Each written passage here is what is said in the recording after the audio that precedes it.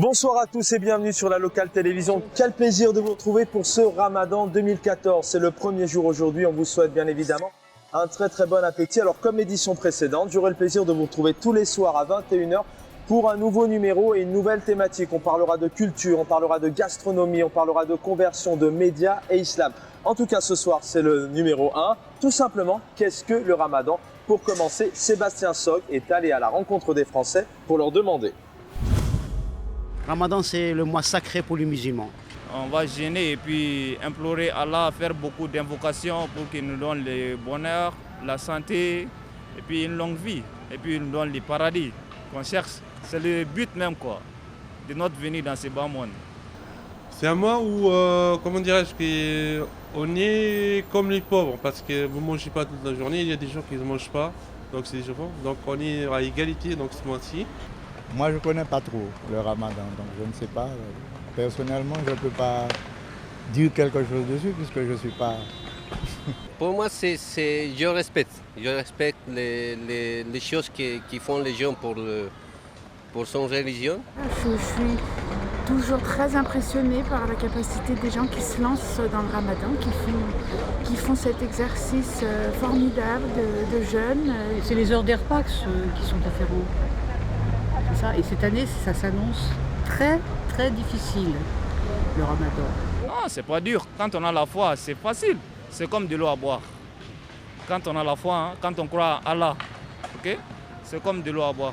Moi, personnellement, j'étais footballeur professionnel en Algérie et je fais Ramadan chaque jour. Même il faisait 40-50 degrés. Et il y a un verset coranique, le Dieu il nous donne la force. Il nous redonne la force pendant Ramadan. Le Ramadan, c'est pas que le fait de ne pas manger et ne pas boire. Le Ramadan, c'est un comportement en fait. Comment on se comporte pendant le Ramadan. Le Ramadan, c'est une fois dans l'année. Donc les musulmans se consacrent beaucoup pour ce mois-là. Ils font beaucoup de bien-être autour de eux pour ce mois-là qui est bénéfique pour eux en fait. Moi, j'adore le Ramadan. Même si c'est pénible, mais j'aime bien l'ambiance du Ramadan. C'est une période de recueillement avec voilà, en fait, on accueille tout le monde. On invite les familles, les amis. Voilà. Et on se réconcilie avec les ennemis. Voilà.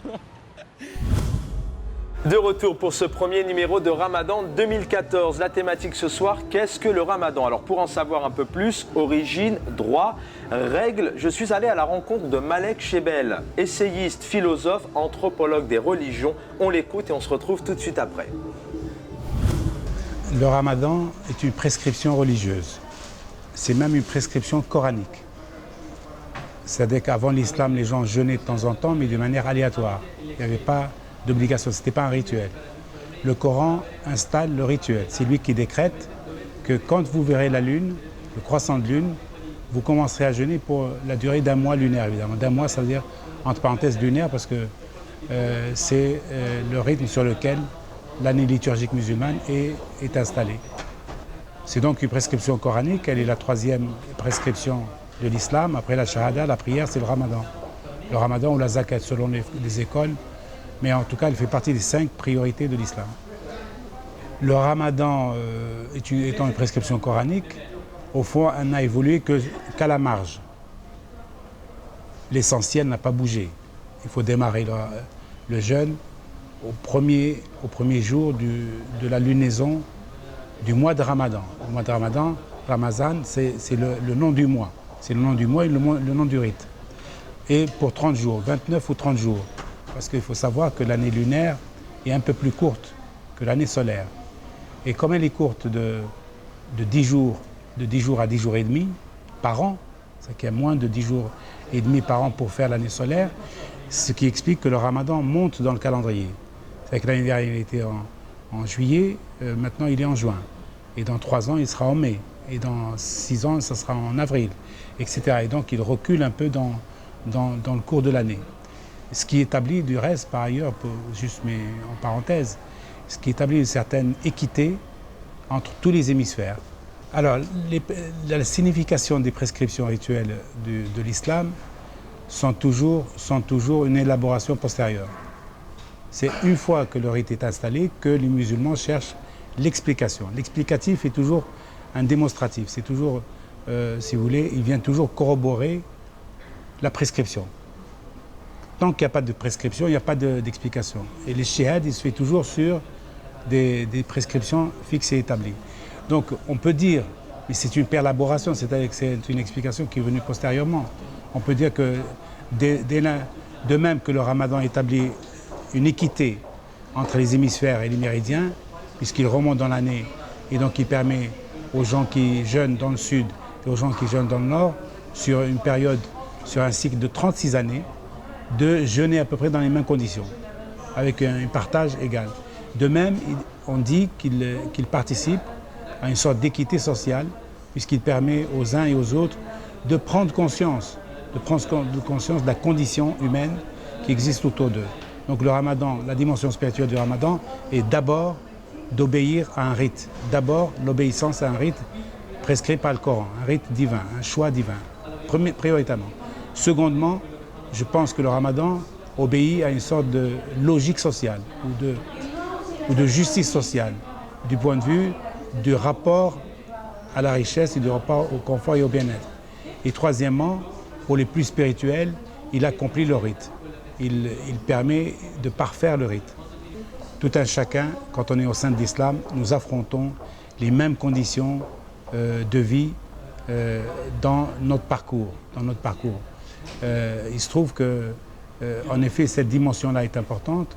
Je pense que les musulmans ont à cœur de charger plus, d'alourdir l'impact spirituel, parce que je vous signale qu'il n'est pas dit au sein de l'islam que les plus riches, par exemple, doivent être totalement dépouillés de leur richesse pendant le ramadan. Il n'est pas dit ça, ce qui est d'ailleurs une règle pour le pèlerinage. Et pour le pèlerinage, les gens sont habillés de la même manière, de façon à ce que le dénivelé social ne soit pas trop visible. Les riches et les pauvres font les mêmes prières, les mêmes parcours, les mêmes stations et le même nombre d'illustrations et de rogations que les pauvres. Et en même temps, ils ont les mêmes temps de repos, les mêmes périodes pour se nourrir, etc. De ce point de vue-là, le pèlerinage remplit cette fonction-là, d'équité absolue entre les êtres, étant donné que nous sommes tous, si vous voulez, orientés vers Dieu. Le ramadan, non. Le ramadan maintient un semblant de différence sociale malgré tout. Et il permet aux riches de jeûner dans de bonnes conditions par rapport aux pauvres qui jeûnent dans de mauvaises conditions. Donc ça, c'est ce que j'appelle une surcompensation de la doxa, des théologiens, des écoles théologiques, etc., pour donner plus de contenance et de contenu aux pauvres, pour les inciter à faire le ramadan de la même manière que les riches, en disant que les riches aussi subissent de plein fouet cette condition-là de paupérisation relative et temporaire durant le ramadan. Mais en réalité, non. Le pauvre, il peut être dans sa véranda, dans sa villa, et jeûner du début à la fin, peut-être juste en se concentrant sur un bon livre ou un bon film, etc. Et l'idée qu'il y a derrière, c'est qu'il faut voir l'ensemble des rites de l'islam et analyser les compensations qu'il y a dans l'ensemble des rites, pas seulement le ramadan, séparément. Si vous prenez la prière, le ramadan, le jeûne, le pèlerinage, le ramadan qui est le jeûne, la zakat et le pèlerinage, vous verrez qu'il y a une équité quasi absolue entre les êtres, parce que un rite compense les demandes de l'autre. Et la zakat, par exemple, elle est infiniment plus importante du côté des riches, ça compense la zakat des pauvres. Vous voyez, donc il faut voir l'esprit global de l'islam. À mes yeux, l'islam est une religion de paix et de liberté. On peut tout faire. On peut tout faire. On peut faire énormément de choses, faire du sport, une activité intellectuelle, on peut s'occuper de business, faire du commerce, du troc, on peut professer, on peut prendre des cours, on peut tout faire, quasiment tout, sauf il n'y a pas lieu de prolonger, si vous voulez, du côté de l'anti-rite. C'est-à-dire que, par exemple, vous ne pouvez pas aller vous complaire, si vous voulez, dans des postures spécifiques liées à l'atténuation du rite. Tout ce que vous faites, c'est par conviction et non pas comme une attitude à vouloir réduire la portée spirituelle du rite. Attention, c'est ce que je veux dire. On peut tout faire dès lors que ça ne réduit pas la portée spirituelle du rite. Et en même temps, le ramadan étant un rite musulman fort, il a ses prescriptions. Comme toute prescription, il a son périmètre, du permis et de l'interdit. Le périmètre, c'est d'abord il ne faut pas boire, il ne faut pas manger, il ne faut pas se livrer à aucune activité d'ingestion dans le corps d'éléments extérieurs, mais les exceptions sont possibles.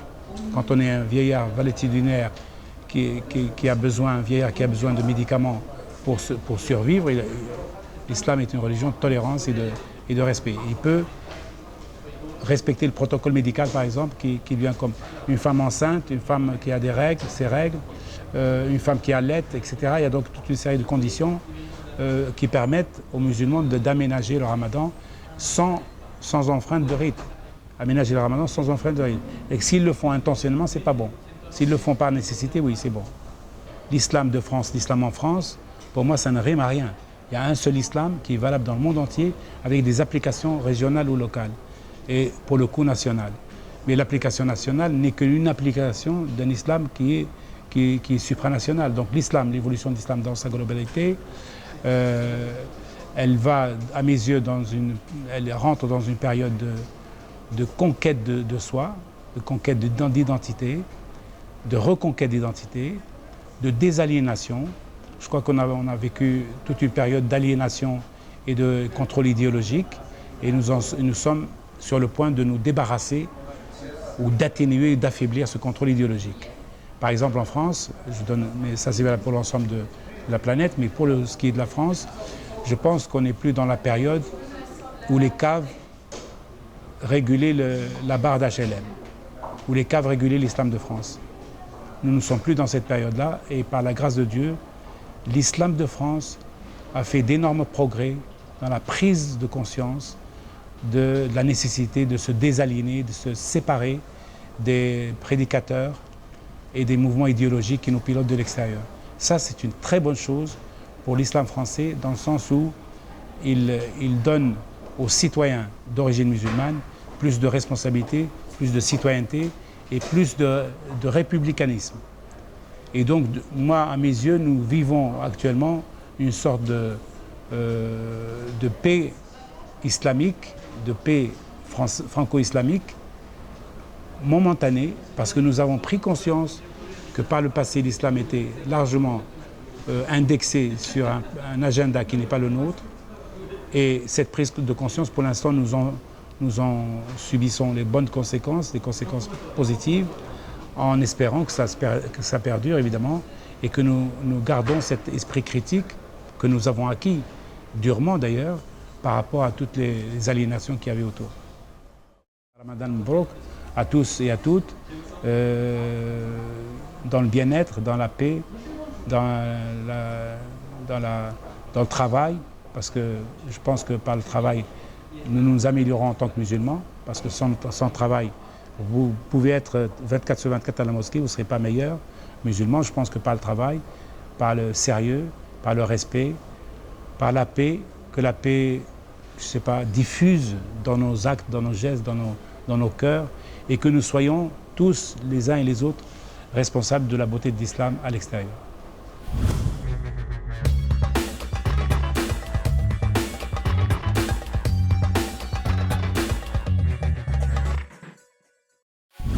Bienvenue à vous si vous venez de nous rejoindre pour cette première soirée de Ramadan 2014. La thématique ce soir, qu'est-ce que le Ramadan? Alors après cet entretien avec Malek Chebel, je vous propose de découvrir un groupe. Et oui, le Ramadan, c'est aussi la culture et la musique. Ce groupe, c'est Tunisie, Algérie, Maroc. Nous étions le 21 juin dernier à la fête de la musique, c'était à l'Institut du monde arabe. La France, elle doit être fière de son peuple, venu de parfois très loin, mais qui ici partage les valeurs de la République. Ma responsabilité, c'est de faire en sorte que la culture ait toute sa place en France et que la France rayonne partout dans le monde grâce à la culture et grâce à vous. Merci. Merci aux musiciens. Merci à vous tous. Merci. Vive la France et vive la culture. Voilà, il y a une ambiance du tonnerre ici. On est à à l'Institut du monde arabe au cœur de Paris. C'est la fête de la musique Jean-Pierre Mémon.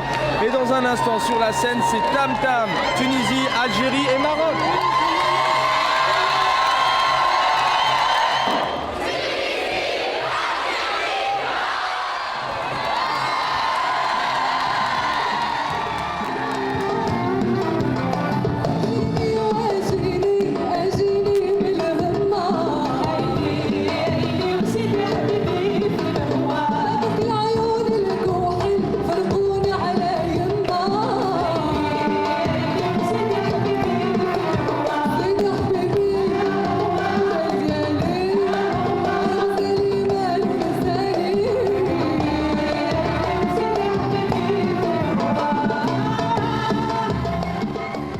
Bonsoir, Amina. Bonsoir, Sana. Bonsoir, Farah. On a réuni donc les trois pays, la Tunisie, l'Algérie et le Maroc, pour montrer qu'on est frères et qu'on est liés. Et ça reste encore dans nos têtes et dans nos cœurs un seul et même pays. La Tunisie, l'Algérie, le Maroc. Tam Tam. Ça prouve justement qu'on peut aller vers l'autre d'une façon générale, et puis surtout quand on a des patrimoines et des cultures proches, comme c'est le cas pour le Maroc, l'Algérie et la Tunisie. Donc c'est cette culture de partage qu'on a déjà et qui passe à travers la musique qui nous réunit aujourd'hui ici. C'est également pour rendre hommage à Warda dont le papa avait un établissement justement qui s'appelait Tam Tam. Donc oui, c'est une grande chanteuse originaire d'Algérie et qui fait la fierté de tout le Maghreb. Donc aujourd'hui, on est très content de représenter, de faire rendre un hommage. Le principe est fait et imaginé par Farhat Boualaghi, qui est un grand violoniste tunisien, qui a fait pas mal de choses durant toute sa carrière. Il a travaillé avec les plus grands. C'est un grand lui-même. Et donc il a imaginé ce concept Tunisie, Algérie, Maroc. On ne va pas revenir là-dessus, donc on connaît le principe. Et puis donc, voilà, donc il s'est dit, il faut une chanteuse algérienne, j'étais là. Après, il fallait une chanteuse tunisienne et une chanteuse marocaine. On a fait la rencontre, on s'est rendu compte qu'on s'entendait bien, que les voix se mariaient bien. Et puis voilà, donc on fait une équipe et puis... on espère aller loin et puis donner l'exemple et puis véhiculer un message de fraternité. Et puis la musique est universelle. Pourquoi pas aller au-delà du Maghreb?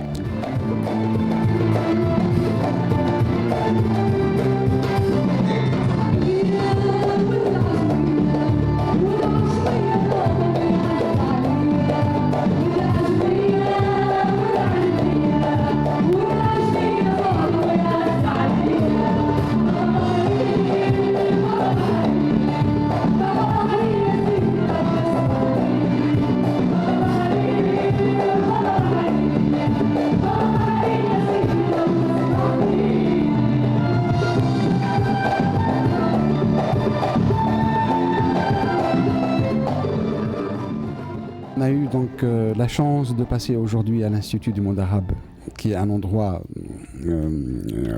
spécial, un endroit très qui a plein de symboles pour tous les personnes de chez nous, etc. Et en plus à la fête de la musique, donc ce qui représente notre fête, tous à nous, les musiciens et les artistes.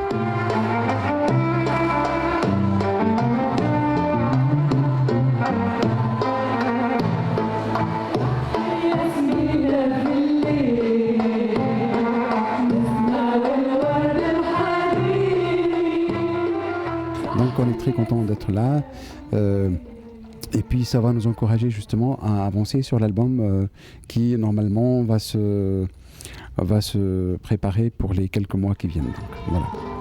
Merci beaucoup.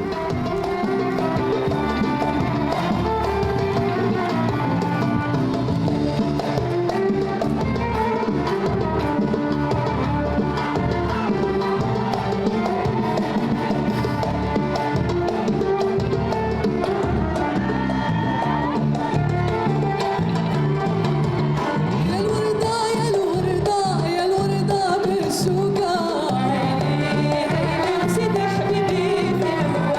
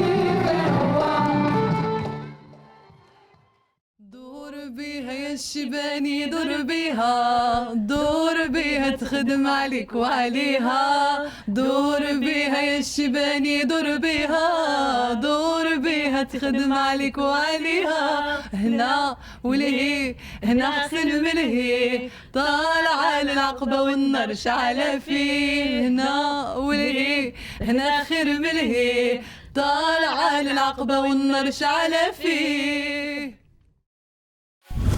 Ramadan 2014, c'est parti. Merci à toutes et à tous de nous avoir suivis ce soir pour cette thématique. On va se retrouver très prochainement pour un nouveau numéro dans le cadre de ce Ramadan 2014. À très vite sur la locale télévision.